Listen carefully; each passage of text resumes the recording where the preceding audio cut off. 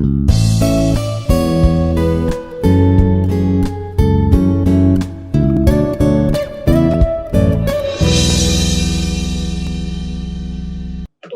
back to my today's topic, and this topic is Introduction to Magnetostatics. So I will discuss this magnetostatics, and this is the starting of Unit 3.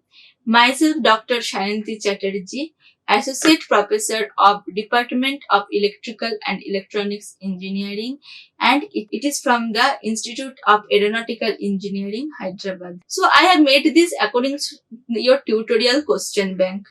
First question. Define the magnetic induction, magnetic field, magnetic flux density, magnetic field intensity, permeability, and magnetic susceptibility. This is the question number 1 from the question bank. So, first answer, what is magnetic induction? Induction of magnetism is a body when it is in a magnetic field or in the magnetic flux set up by the magnetomotive force. When we are keeping one magnet near to anything, if it is a magnetic material, some flux will set up, and this is called the induction of magnetism. If we rub one iron piece with a part of magnet, it will change into magnet. Or if we have any soft iron and if we give the connection, so what will happen? It will change into the magnet. So this is called the induction of the magnetism, and the symbol of the magnetism is also written by B. Question number 2. What is the magnetic field? Magnetic field is basically the area where if we keep anything, if we keep any magnet or any magnetic material, it will feel some force. And mathematically we can tell this is the product of magnetic permeability of a medium by the intensity of the field in it. It is known as the magnetic field. So magnetic field means this is the area where we can feel some force. Next question is define the magnetic next one is the define the magnetic flux density. So magnetic flux density can be defined as the magnetic flux per unit area. Here, as the general tendency of the magnetic flux is to go anywhere, so we will not mention the surface area. Rather than we will tell magnetic flux density is equal to magnetic flux per unit area. Magnetic flux per unit area. And we can write it as the d phi ds. The unit of flux is Weber. So the unit of the flux density is Weber per meter square, or we can write it by Tesla. Now, if we integrate the both side, if we write, we can integrate the both side, we can get phi is equal to integration of B ds. This is the relation between the flux and flux density. And we know that d phi is equal to B ds, so phi is equal to integration of B ds. Now we come to our next part. So next part is the what is magnetic permeability.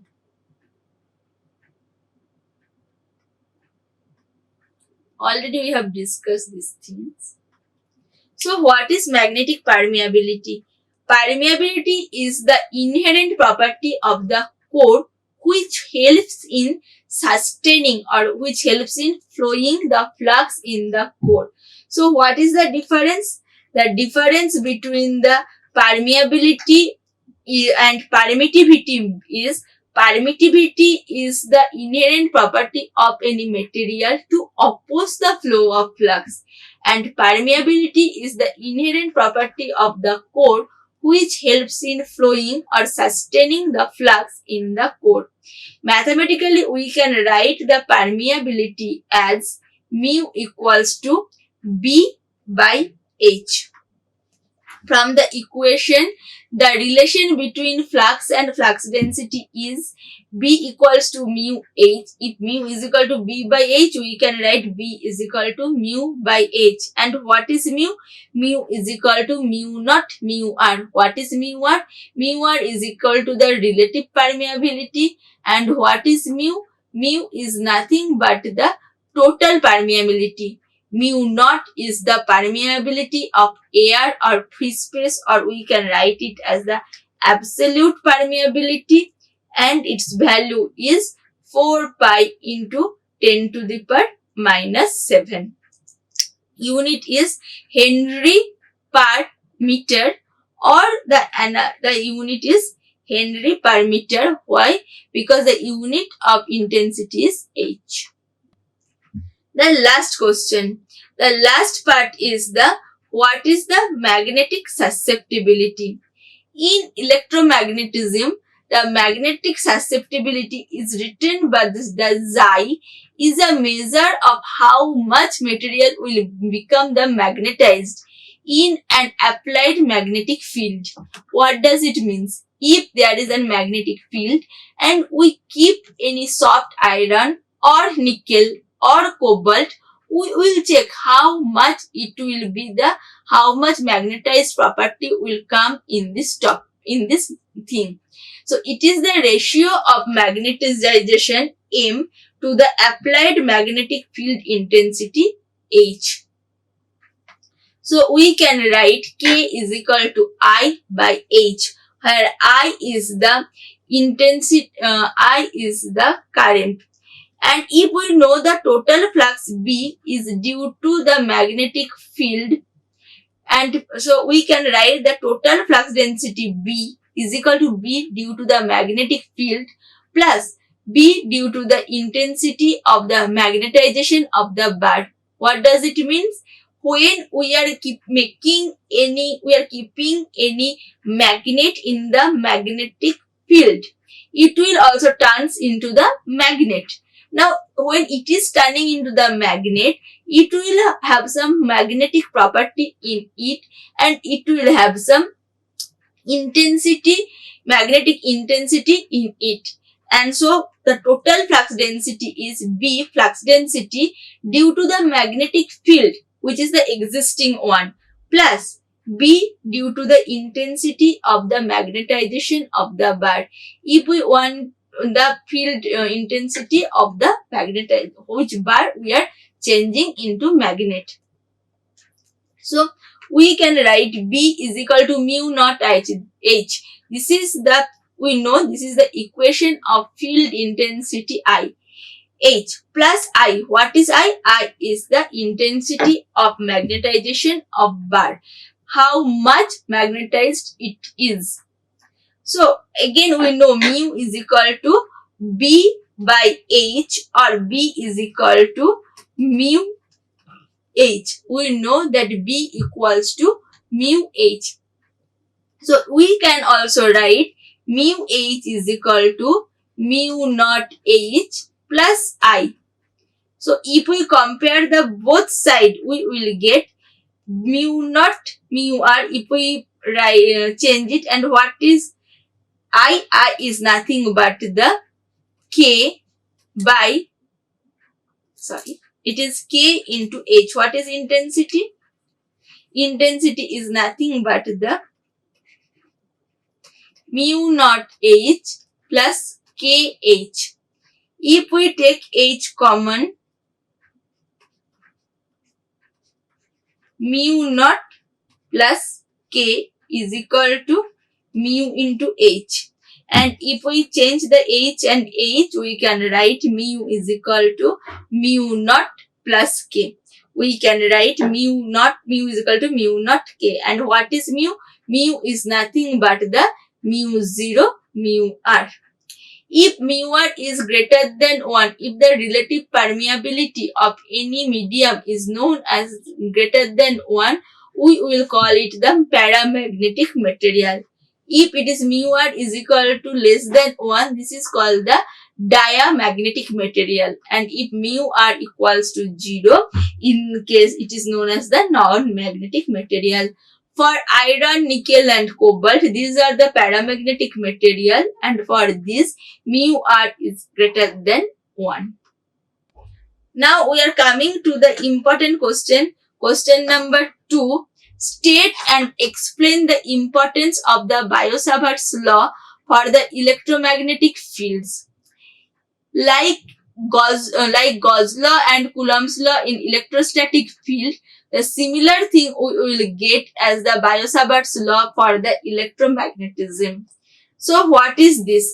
The magnetic field intensity due to current element IDL, you can see this is the IDL, is dH for a point P. If we have a current carrying conductor and I current is flowing through this conductor and we want to calculate the magnetic field intensity at P, how to calculate the thing? We can calculate it using the Biosavers law. What are the law? First, dH is directly proportional to the IDL. According to the Biosavers law, first law, the field intensity at any point H is directly proportional to the IDL. You can also check it. If we are increasing the value of current, what will happen? The intensity will increase. If we increase the length of the current, what will happen? If we increase the length of the current carrying conductor, this will also increase. dH will also increase. Now dH is directly proportional to the sine theta. What is theta? Angle between current element and length joining point. So if the angle is theta, it is directly proportional to the sine theta. As we know, the sine theta is maximum when it is the 90-degree angle. If any point is on the current carrying conductor, the maximum flux linkage will happen. And dH, if we change the distance, we can understand the intensity will decrease. So we can write that dH is inversely proportional to 1 by r square. dH is inversely proportional to 1 by r square. And if we combine these main three equations, what we will get? We will get that dH is equal to IDL sine theta r square. And if we want to remove the proportionality constant, what will happen?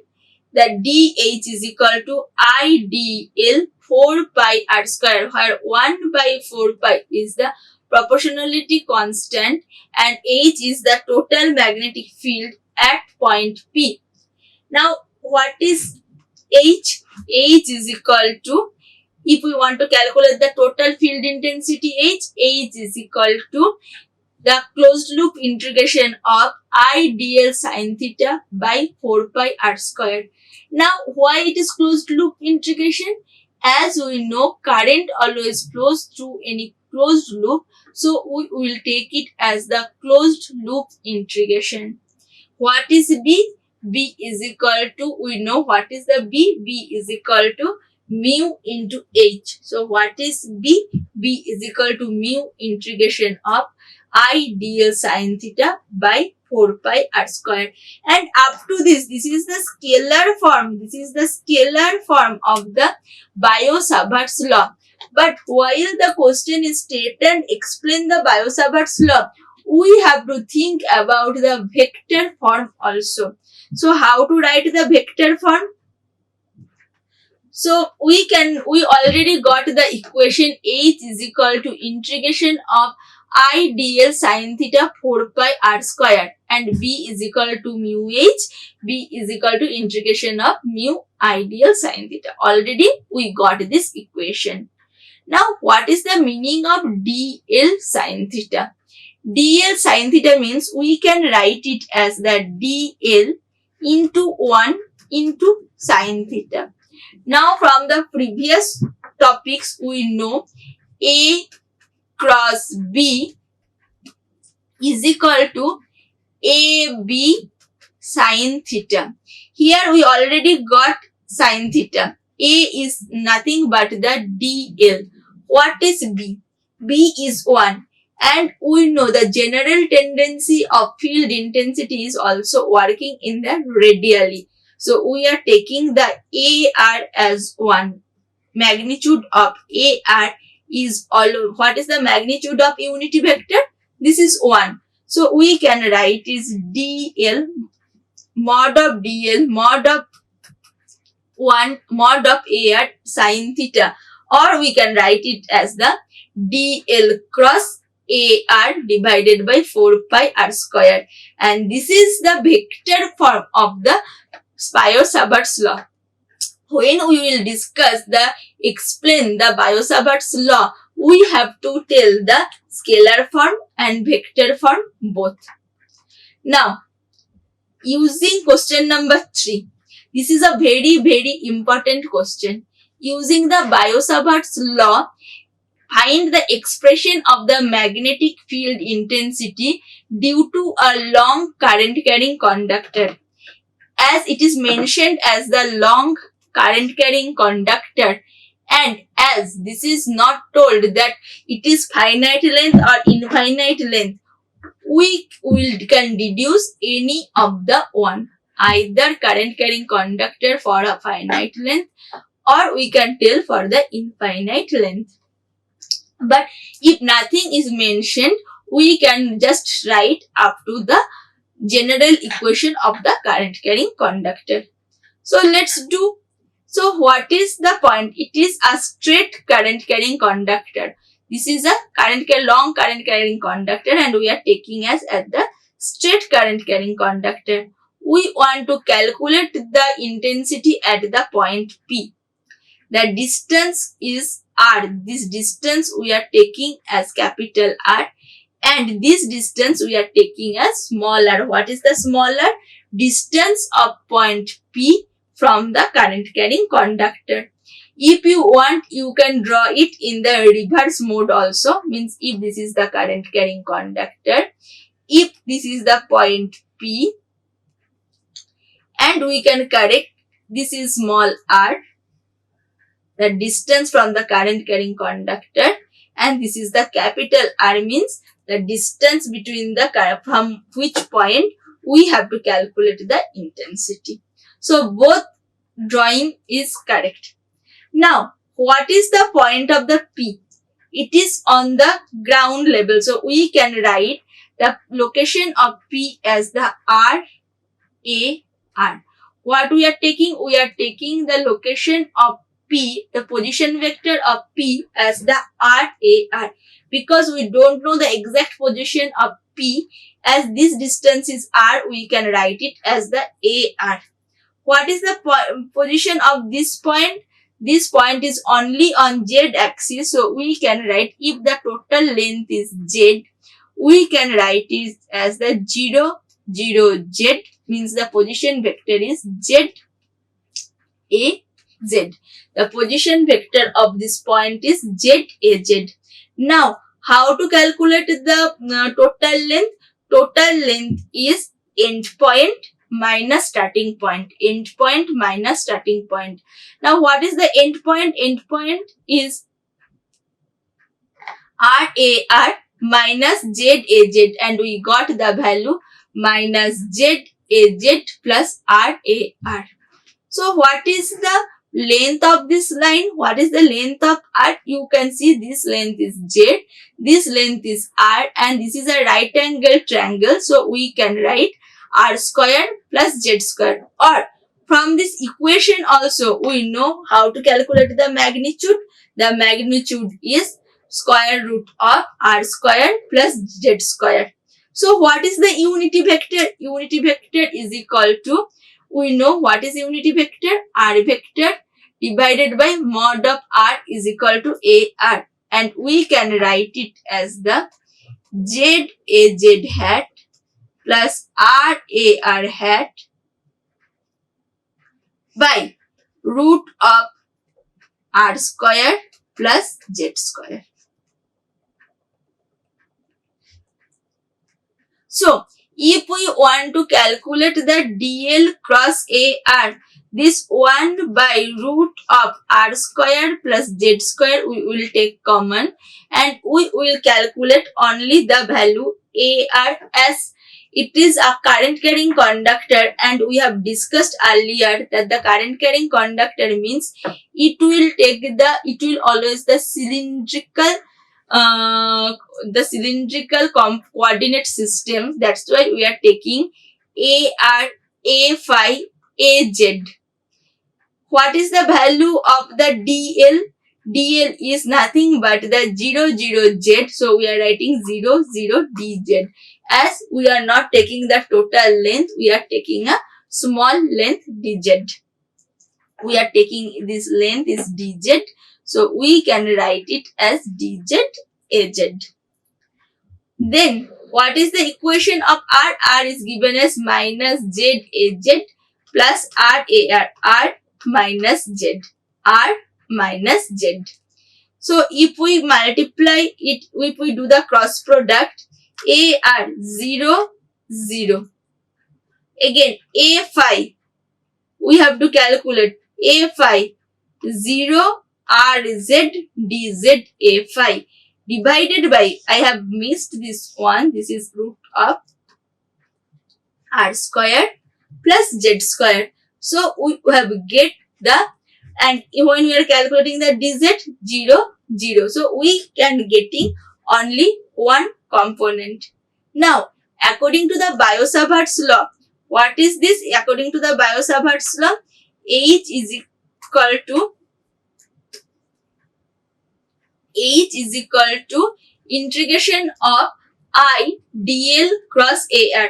We have already got the value of the I dl cross AR.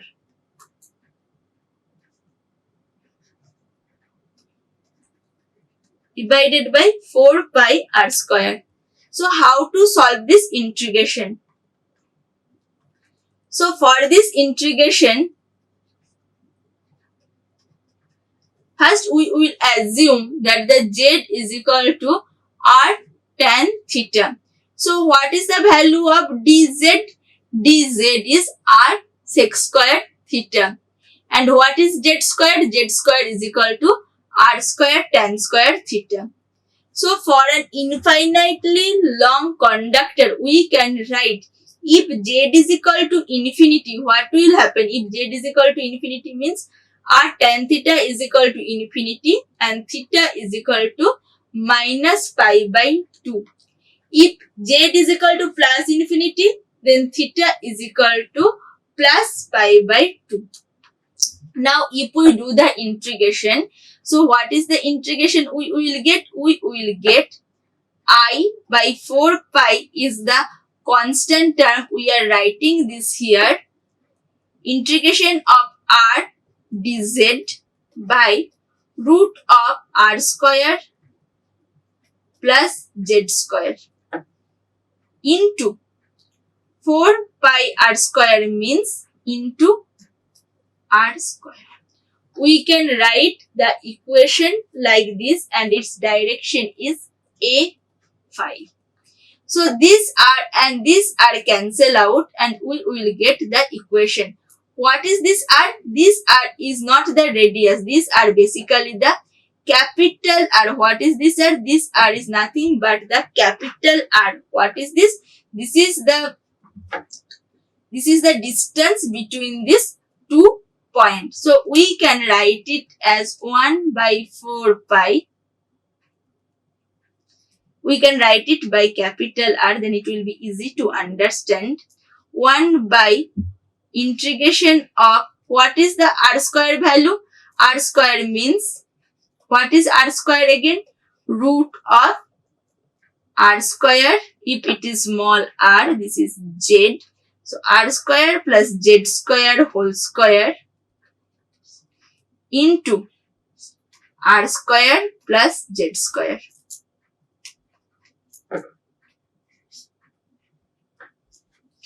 Okay, we got this equation. Now if we put r is equal to, if we put, what is the r? R we have taken as the r is equal to R we are not changing here, Z we are changing into the tan theta. So R square tan theta.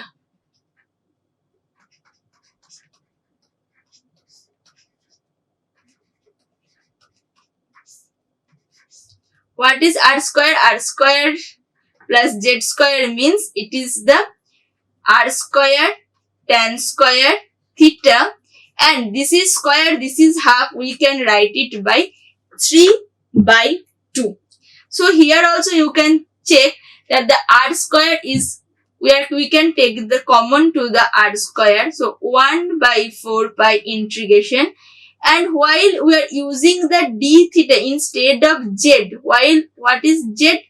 Instead of dz we can write R sec square theta d theta. We can write R sec square theta d theta.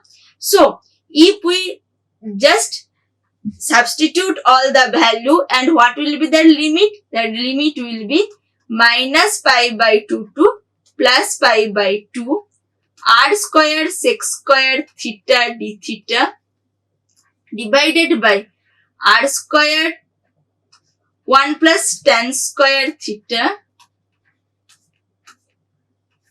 3/2. After integrating this term, we will get H is equal to I/2 pi R A phi. This is the main important relation in this topic. So while we are calculating the this derivation is very easy. Just you have to be confirm about the distance, about the step by step. Don't be do any step jump. Otherwise, it will be a big problem. So if this current carrying conductor, if we take it as a finite length. So for the finite length, what is the changes? Again, dz is equal to R sec square theta. Z square is equal to R square tan square theta, and instead of infinitely length, we are taking it as the finitely long conductor. So if Z is equal to A, we can write R tan theta is equal to A. And what is tan theta then? Tan theta is equal to A by R, and theta is equal to tan inverse A by R. And we are assuming this angle as the alpha angle. Similarly, if Z is equal to beta, we can change the angle into the theta is equal to beta. Then we are using the same equation, same form, and only changes in the integration part. Only change. Again, we are using the same equation of this, and here only changes in the case of the alpha pi minus pi/2 to plus pi/2. We will change this one with the alpha to beta. Same integration, same thing we will change, and we will get the equation as H is equal to 1/4 pi R sin alpha minus sin beta. So this is our question number 3. Next, question number 4 is a problem. If a current carrying conductor of if a current of 1 ampere is flowing in a circular coil of radius 10 centimeter and 20 tons, calculate the intensity of magnetic field at a distance of 10 centimeter on the axis of the coil and at center. First of all, here the circular coil, we have to take the circular coil. Number of turns is given as 20, and the field intensity we have two cases. Field intensity as a distance of 10 centimeter and at the center. We have the 4 cases. So first we will calculate the second one, the magnetic field at the center. So for a circular coil of 1 ton, H is equal to I/2R, and its direction is in the AR direction.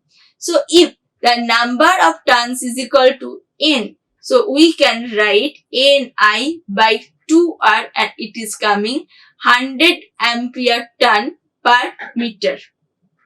So this part is very easy. Second part, if we want to calculate the magnetic field at a distance of 10 centimeter, what will happen? So we can to calculate the magnetic field at distance of 10 centimeter. So H is equal to NIR square by 2 by R square plus Z square 3 by 2. This is for the N number of turns. So here N is given as 20 turns. 10 is equal to current is given as the 10 amps current.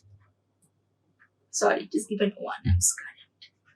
So one mistake, I have taken 10 amps current into 0.01 into R square. R square is equal to 0.01 divided by 2.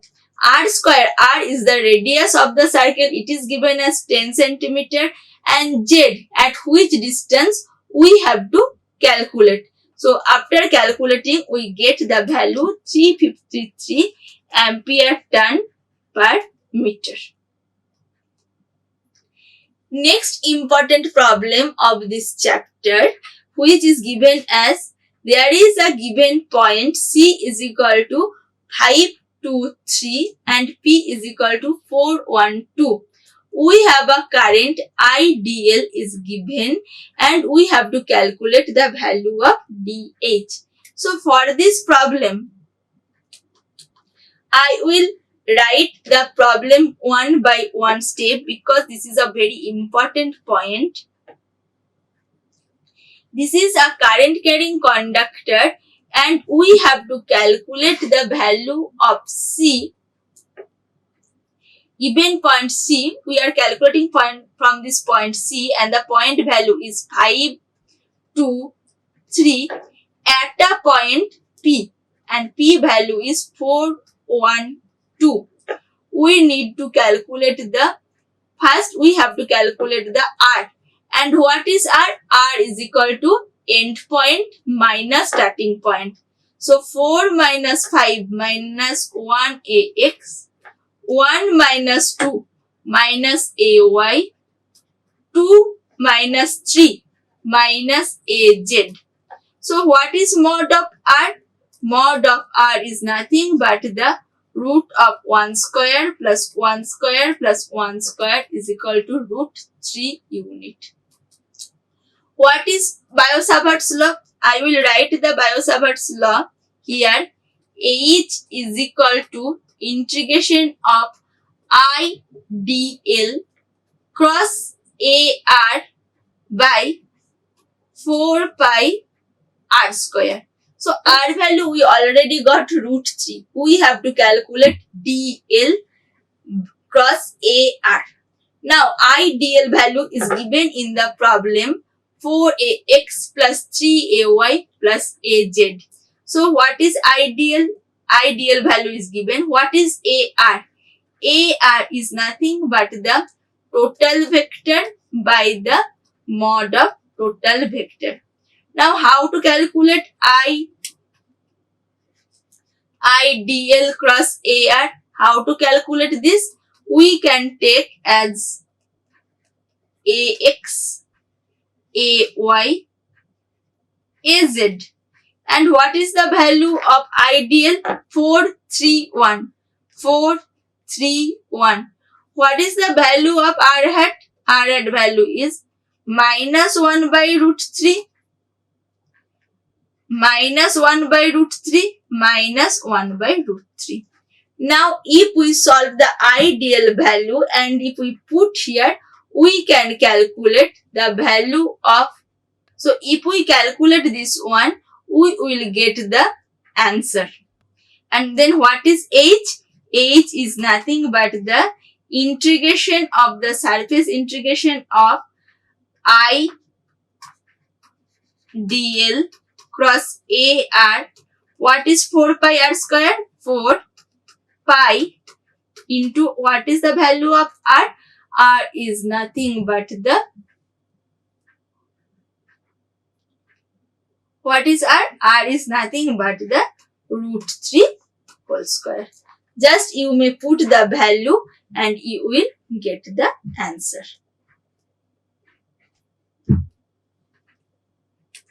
For this problem, no need to do the integration because here you can calculate only the H value. That is enough for this problem. Now, last topic of this session, that is the extract the expression of Maxwell's second equation. Already we have discussed about the Maxwell's first equation in the point form in the previous two parts. One is the Maxwell's first equation in the point form, another one is the Maxwell's first equation in integral form. Today we are going to express the Maxwell's second equation. So, from the Gauss law, we can write that the magnetic flux in the given surface is the surface integral of the magnetic flux density.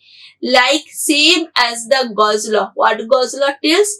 That the flux in what is Gauss law tells? That the psi, the number of flux is equal to d dot ds. What is d?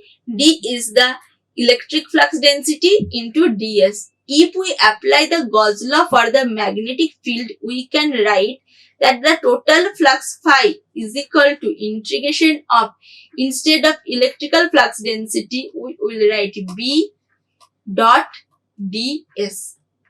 So we can write not psi. In the case of psi, we will take it as the phi. Phi is equal to b dot ds. But in the flux is an imaginary quantity. The total flux density in a closed path is always 0. So we can write psi is equal to b dot ds is equal to 0. And if we apply the divergence theorem, already we have discussed about the divergence theorem. Divergence theorem means if we want to increase the level, we will take the grad of the function. What is the meaning of grad? Grad is equal to del plus del x plus del by del y plus del by del z. So grad b equals to 0 is the Maxwell's second equation. So this is the today's topic. In this topic, we have discussed about the some important thing. Number one is the